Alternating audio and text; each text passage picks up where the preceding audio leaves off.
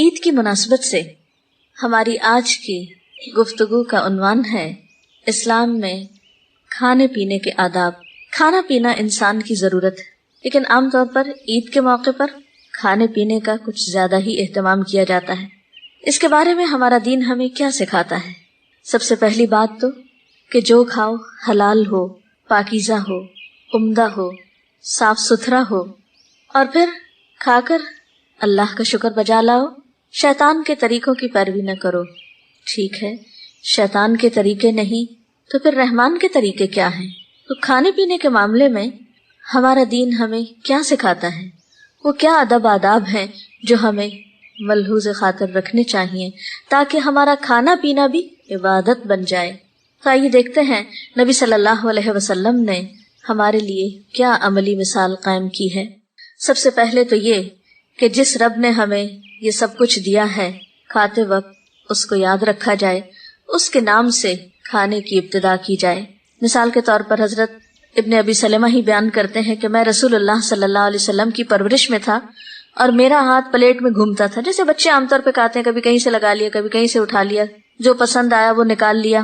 تو آپ صلی اللہ علیہ وسلم نے مجھ سے فرمایا کہ اے لڑکے، بسم اللہ پڑھ اور اپنے داہنے ہاتھ سے کھا اور اپنے سامنے سے کھا۔ آپ انہیں کھانے کا ادب سکھا رہے ہیں، تو والدین کا فرض ہے کہ وہ بچوں کو کھانے کے اسلامی طور طریقے سکھائیں، نبی صلی اللہ علیہ وسلم کی پیروی اور سنت میں کھانے کا ادب بتائیں۔ اور وہ کیا ہے؟ نمبر 1 بسم اللہ پڑھ کر، نمبر 2 دائیں ہاتھ کے ساتھ، اور نمبر 3 اپنے سامنے سے، دوسروں کے سامنے سے نہیں، برتن کے بیچ سے نہیں۔ پھر اسی طرح حضرت عائشہ بیان کرتی ہیں کہ رسول اللہ صلی اللہ علیہ وسلم نے فرمایا، جب تم میں سے کوئی کھانا کھائے تو وہ بسم اللہ پڑھے، اگر کھانے کے شروع میں بسم اللہ پڑھنا بھول جائے تو پھر بسم اللہ اولہ و آخرہ پڑھے، یعنی درمیان میں کیا کہے کہ اللہ کے نام سے، کیونکہ وہی اول وہی آخر ہے، یعنی اول و آخر اللہ ہی کا نام ہے۔ اگر شروع میں بھول گئے ہیں تو بیچ میں اللہ ہی کا نام لے رہے ہیں۔ پھر اسی طرح ایک اور روایت میں آتا ہے، حضرت حذیفہ بیان کرتے ہیں کہ جب ہم کبھی رسول اللہ صلی اللہ علیہ وسلم کے ساتھ کھانا تناول کرتے تو ہم اس وقت تک اپنے ہاتھ کھانے میں نہ رکھتے جب تک کہ رسول اللہ صلی اللہ علیہ وسلم اپنا ہاتھ کھانے میں نہ ڈالتے۔ تو اس سے کیا پتہ چلتا ہے کہ کھانے کی ابتدا گھر کے بڑے شخص سے ہونی چاہیے، یعنی ابتدا وہ کرے، یا کسی محفل میں اگر کوئی بزرگ شخصیت ہے، والدین ہیں یا دادا دادی ہیں یا کوئی اور بڑا انسان ہے، تو ابتدا اس سے کروانی چاہیے۔ پھر اسی طرح ایک اور جگہ پر ہمیں یہ پتہ چلتا ہے کہ آپ صلی اللہ علیہ وسلم کے ساتھ 6 صحابہ کھانا کھا رہے تھے کہ ایک دیہاتی آیا اور اس نے 2 لقموں میں سارا کھانا کھا لیا، یعنی سب دیکھتے رہ گئے اور اس نے جو کچھ تھا کھا پی کے ختم کر دیا۔ آپ صلی اللہ علیہ وسلم نے فرمایا، خبردار، اگر یہ بسم اللہ پڑھتا تو یہ کھانا سب کے لیے کافی ہو جاتا۔ تو اس سے یہ بھی پتہ چلتا ہے کہ بسم اللہ پڑھنے سے کھانے میں برکت ہوتی ہے۔ پھر اسی طرح کھانا کھانے کے بعد جب دسترخوان لپیٹ دیا جاتا تو حضرت ابو امامہ بیان کرتے ہیں کہ آپ صلی اللہ علیہ وسلم دعا پڑھتے، الحمدللہ حمدا کثیرا طیبا مبارکا فیہ غیر مکفی ولا مستغنا عنہ ربنا۔ ترجمہ ہے، تمام تعریف اللہ کے لیے ہے، بہت زیادہ تعریف، عمدہ، بابرکت، نہ اس سے کفایت کی گئی ہے اور نہ ہی اے ہمارے پروردگار ہم اس کھانے سے مستغنی ہیں، یعنی ہم تیری تعریف کا حق بھی ادا نہیں کر سکتے اور یہ کھانا بھی ہماری ضرورت ہے، ہم اس سے بے نیاز نہیں رہ سکتے، یعنی نہ تجھ سے بے نیاز رہ سکتے ہیں اور نہ تیری نعمتوں سے، اس لیے جب تیری نعمت استعمال کر رہے ہیں تو تیرا نام بھی ضرور لینا چاہتے ہیں۔ پھر اسی طرح ایک اور دعا بھی ہے، کھانے کے آخر میں پڑھی جا سکتی ہے، الحمدللہ الذی اطعمنا وسقانا وجعلنا مسلمین۔ اسی طرح ہم دیکھتے ہیں کہ نبی صلی اللہ علیہ وسلم جب کھانا کھاتے تو کھانے کے عیب نہیں نکالتے تھے، جو سامنے آتا کھا لیتے اگر پسند ہوتا، اور اگر پسند نہیں ہوتا تو خاموشی اختیار کرتے، کھانے میں نکتہ چینیاں نہیں کرتے، کھانے کے عیب نہیں نکالتے تھے۔ پھر اسی طرح اگر کبھی گھر تشریف لاتے، باقاعدہ سالن نہ ہوتا تو جو بھی چیز میسر آتی اسے کھا لیتے اور اللہ تعالیٰ کا شکر ادا کرتے۔ مثلاً حضرت جابر بیان کرتے ہیں کہ نبی صلی اللہ علیہ وسلم نے اپنے گھر والوں سے سالن طلب کیا، یعنی کھانے کے لیے۔ انہوں نے جواب دیا کہ ہمارے پاس تو صرف سرکہ ہے، ونیگر جس کو کہتے ہیں۔ آپ نے اسی کو منگوایا اور اس کے ساتھ کھانا کھانے لگے. کوئی اعتراض نہیں کیا, کوئی ناراضگی کا اظہار نہیں کیا, کوئی بھی ناشکری کے کلمات نہیں تھے. روٹی کو سرکے میں ڈبویا اور کھا لیا, اور فرماتے جاتے کہ سرکہ بہترین سالن ہے. یعنی معمولی سے معمولی چیز بھی ہو سامنے تو اس کی بھی تعریف کرنی چاہیے اور اس نعمت پر اللہ کا شکر ادا کرنا چاہیے. پھر اسی طرح بسا اوقات بہت سے لوگ مل جل کر کھانا کھا رہے ہوتے ہیں, تو اس میں خصوصی طور پر خیال رکھنا چاہیے کہ صرف اپنے ہی لیے اپنی پسند کی چیزیں نہ نکالی جائیں یا سمیٹی جائیں, بلکہ دوسروں کی رعایت رکھتے ہوئے کھایا جائے. پھر اسی طرح یہ کہ دائیں ہاتھ سے کھانے کا اہتمام جو ہے وہ بے حد ضروری ہے. ایک شخص نے کہا کہ میں دائیں ہاتھ سے نہیں کھا سکتا, تو آپ صلی اللہ علیہ وسلم نے اس پر ناراضگی کا اظہار کیا. یعنی اللہ تعالیٰ کا شکر ادا کرنے کے لیے یہ بھی ضروری ہے کہ کھانا کھاتے ہوئے سنت رسول صلی اللہ علیہ وسلم کا خیال رکھا جائے. اور اگر ہمیں بچپن سے کچھ ایسی عادتیں پڑ چکی ہیں تو ان خراب عادتوں کو بطور خاص اپنی زندگی سے نکال دیا جائے تاکہ ہمارا کھانا پینا بھی عبادت بن جائے. پھر اسی طرح ایک اور چیز یہ ہے کہ آپ صلی اللہ علیہ وسلم کھانے کے وقت اپنے سامنے سے کھانے کی تلقین کرتے ہیں, اور آپ نے یہ فرمایا کہ برکت کھانے کی پلیٹ کے درمیان میں اترتی ہے, لہٰذا کناروں سے کھاؤ, درمیان سے نہ کھاؤ. یعنی جب بہت سے لوگ اکٹھے کھا رہے ہوں تو اپنے اپنے سامنے سے کھائیں, بیچ سے نہ کھائیں, اس سے بے برکتی ہو جاتی ہے. پھر اسی طرح ٹیک لگا کے کھانا نہیں کھانا چاہیے. آپ صلی اللہ علیہ وسلم کا طریقہ یہ ہوتا تھا کہ کھانا کھانے کے وقت جب آپ بیٹھتے تھے تو ایک پاؤں اٹھا کر اور ایک بچھا کر بیٹھتے تھے, تکیہ لگا کر نہیں بیٹھتے تھے. پھر اسی طرح حضرت انس بیان کرتے ہیں کہ میں نے رسول اللہ صلی اللہ علیہ وسلم کو 2 زانوں بیٹھے ہوئے دیکھا, آپ کھجوریں تناول فرما رہے تھے. یعنی 2 زانوں بیٹھ کر بھی کھا سکتے ہیں. پھر اسی طرح کھانا کھانے کے بعد اپنے ہاتھوں کو صاف کرنے کے لیے انگلیاں وغیرہ چاٹ لینی چاہیے. اور اب تو یہ کہا جاتا ہے کہ ہاتھوں سے ایسی ریز نکلتی ہیں جو انسان کے نظام انہضام میں تیزی پیدا کرتی ہیں یا اس میں مددگار ہوتی ہیں. لیکن نبی صلی اللہ علیہ وسلم نے یہ سنت 1400 سال پہلے ہمیں سکھائی ہے, کیونکہ وہ کھانا جو انگلیوں کے ساتھ لگا رہ جاتا ہے اس کو بھی ضائع کرنا پسندیدہ نہیں ہے.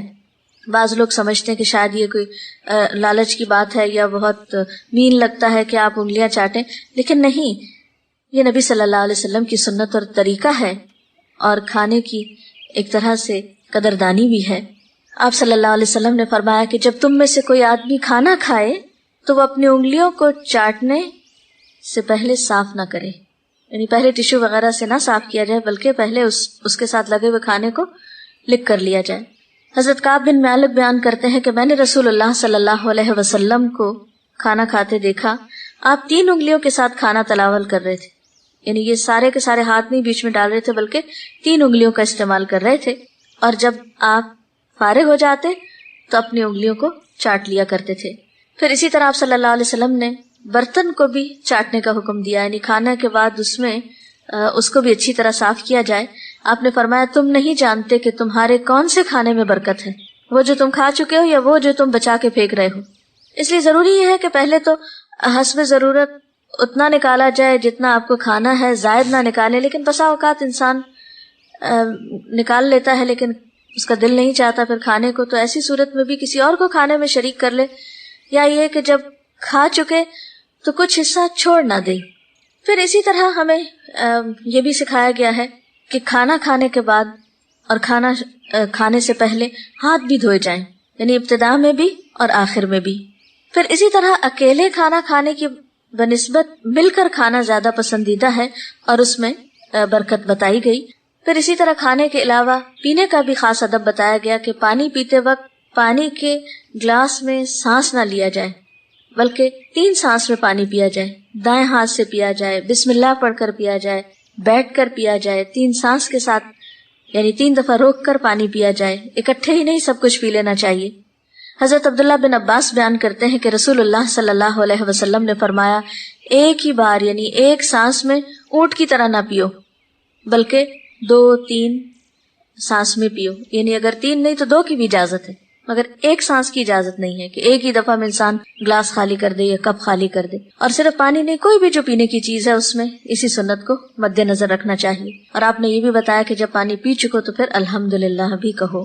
پھر اسی طرح ہم دیکھتے ہیں کہ آپ صلی اللہ علیہ وسلم نے مشک وغیرہ کو منہ لگا کر پانی پینے سے منع کیا، یعنی کسی ایسے برتن سے نہیں پینا چاہیے کہ جس کے اندر سے نظر نہ آ رہا ہو سکتا ہے کہ اس کے اندر کوئی ایسی چیز ہو کہ جو انسانی صحت کے لیے نقصان دہ ہو۔ اسی طرح باٹلز کو منہ لگا کر پینا اور پھر اس میں باقی پانی چھوڑ دینا، بعض اوقات وہ بیکٹیریا کی افزائش کا سبب بنتا ہے اور صحت کے لیے نقصان دہ ہوتا ہے۔ اسی طرح ہم دیکھتے ہیں کہ آپ صلی اللہ علیہ وسلم نے کھانے پینے کی چیزوں میں پھونک مارنے سے منع کیا، اور یہ بھی ایک فیکٹ ہے کہ انسان جب سانس اندر لے کے جاتا ہے تو آکسیجن اندر جاتی ہے، جب باہر نکالتا ہے تو کاربن ڈائی آکسائڈ باہر آتی ہے، اور وہ ایک زہریلی گیس ہے۔ اس کو جب کھانے کے اوپر پھونکتے ہیں تو کھانے کے اندر ناپسندیدہ اثرات پیدا ہوتے ہیں۔ اس لیے آپ صلی اللہ علیہ وسلم نے 1400 سال پہلے ہی ہمیں یہ سنت سکھائی کہ اس چیز سے پرہیز کیا جائے۔ پھر اسی طرح چلتے پھرتے ہوئے کھانے سے منع کیا گیا ہے، یعنی گھوم پھر کر ادھر ادھر یا کھڑے ہو کر کھایا پیا جائے تو یہ ایک ناپسندیدہ چیز ہے، الا یہ کہ آپ کے پاس کوئی کھانے پینے کے لیے باقاعدہ جگہ نہیں ہے تو اس صورت میں آپ مجبوراً کھڑے ہو کر بھی کھا سکتے ہیں یا پی سکتے ہیں۔